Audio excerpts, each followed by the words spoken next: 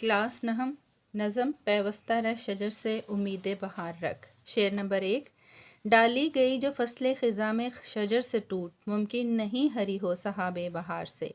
مشکل الفاظ کے معنی ہیں فصل خزاں، خزاں کا موسم، سحاب بہار، بہار کا بادل، ہری یعنی سرسبز۔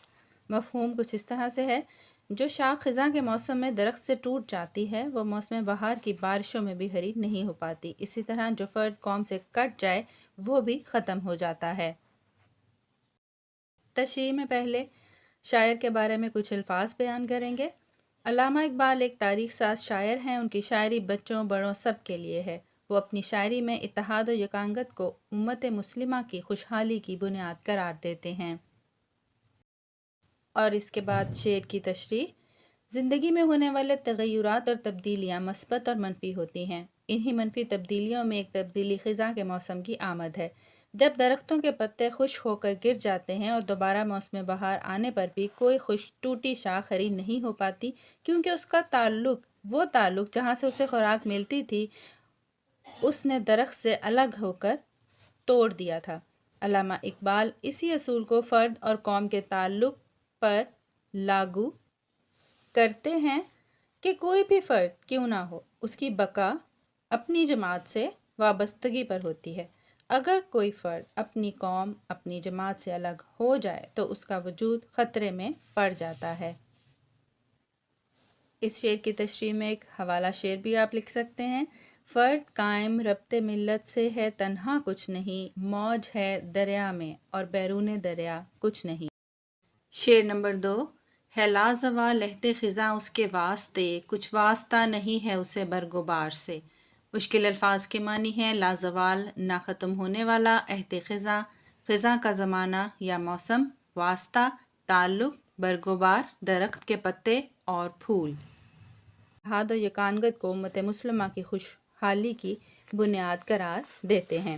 اقبال کہتے ہیں کہ تبدیلیاں دو طرح کی ہوتی ہیں، ایک وہ جن کے بعد کچھ بھی دہرانا آسان نہیں ہوتا، لیکن دوسری تبدیلی اگر ایک بار آ جائے تو اسے پلٹنا مشکل ہوتا ہے، بالکل اسی ٹوٹی شاخ کی طرح جس پر خزاں کے بعد بہار آ بھی جائے تو کوئی فرق نہیں پڑتا۔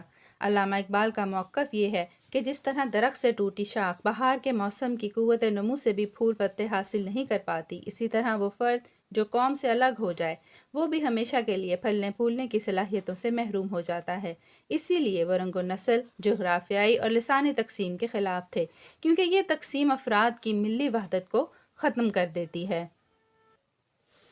قرآن مجید میں آیا ہے، اے ایمان والو اللہ کی رسی کو مضبوطی سے تھامے رکھو اور تفرقے میں نہ پڑو۔ شعر نمبر 3۔ ہے تیرے گلستاں میں بھی فصل خزاں کا دور، خالی ہے جیب گل زر کامل عیار سے۔ مشکل الفاظ کے معنی ہیں گلستان باغ، زر کامل عیار مکمل طور پر کھرا سونا یعنی پھول کے زرد دانے۔ اس کا مفہوم کچھ اس طرح سے ہے کہ تمہارے باغ میں بھی خزاں کا دور دورہ ہے، یہاں تک کہ پھول اپنے اندر کے زرد دانوں سے بھی محروم ہیں۔ تشریح۔ علامہ اقبال ایک تاریخ ساز شاعر ہیں۔ ان کی شاعری بچوں بڑوں سب کے لیے ہے۔ وہ اپنی شاعری میں اتحاد و یکانگت کو امت مسلمہ کی خوشحالی کی بنیاد قرار دیتے ہیں۔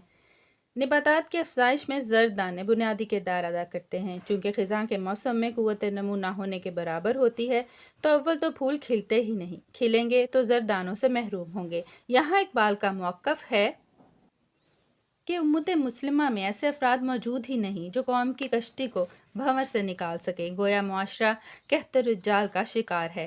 قوم مذہب سے ہے، مذہب نہیں تو کچھ بھی نہیں، جذب باہم جو نہیں، محفل انجم بھی نہیں۔ اقبال امت مسلمہ کو دوسری تمام اقوام کے مقابلے میں منفرد اور مختلف قوم قرار دیتے ہیں۔ اس کی بنیاد ملک، زبان، رنگ یا نسل کے فرق پر نہیں بلکہ مذہب پر ہے، اور اگر مذہب کو ہی چھوڑ دیا تو بھی کچھ باقی نہیں رہتا۔ اقبال کو اس چیز کا شدت سے احساس ہے کہ وہ افراد جو قوموں کو سنبھالتے اور ترقی دینے کی صلاحیت رکھتے ہیں وہ اب امت مسلمہ میں موجود نہیں ہیں۔ شعر نمبر 4۔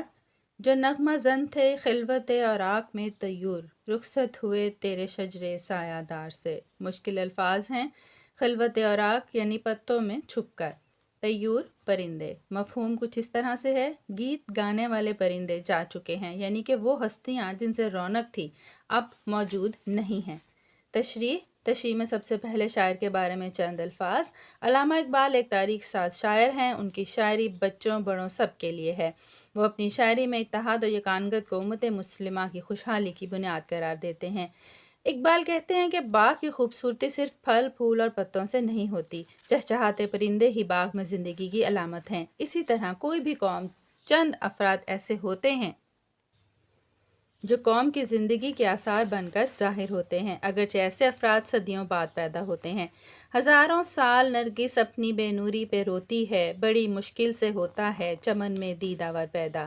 اقبال مسلمانوں کی بے عملی کو بڑی شدت سے محسوس کرتے ہیں کہ جب مسلمانوں کو عروج تھا تو بہت نامور لوگ پیدا ہوئے، پر اب ہمیں ایسے لوگ نظر نہیں آتے۔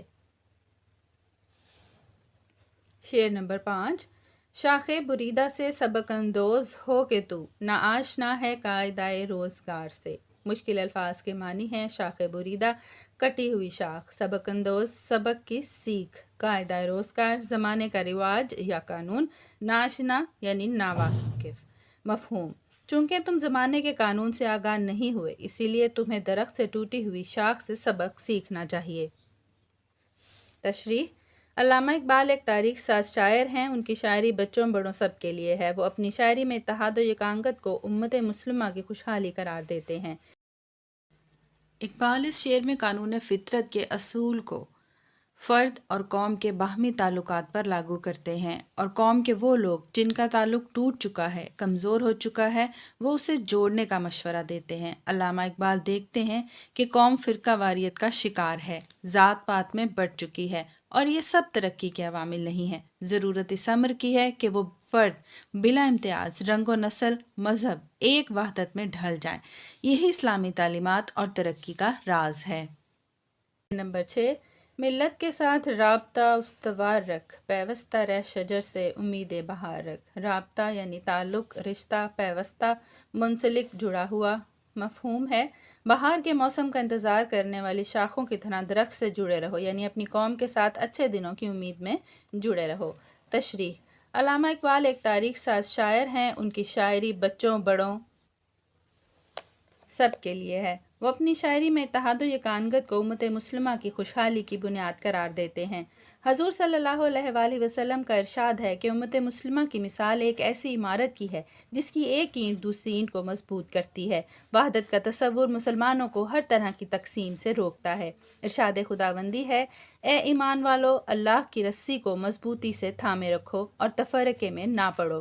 اقبال کا کہنا ہے کہ امت مسلمہ جس زوال کا شکار ہے یہ دائمی نہیں، ہمیشہ اچھے دنوں کی امید رکھنی چاہیے، کیونکہ مایوسی انسان کو بے عمل کر دیتی ہے۔ نہیں ہے نا امید اقبال اپنی کشت ویراں سے، ذرا نم ہو تو یہ مٹی بڑی زرخیز ہے ساقی۔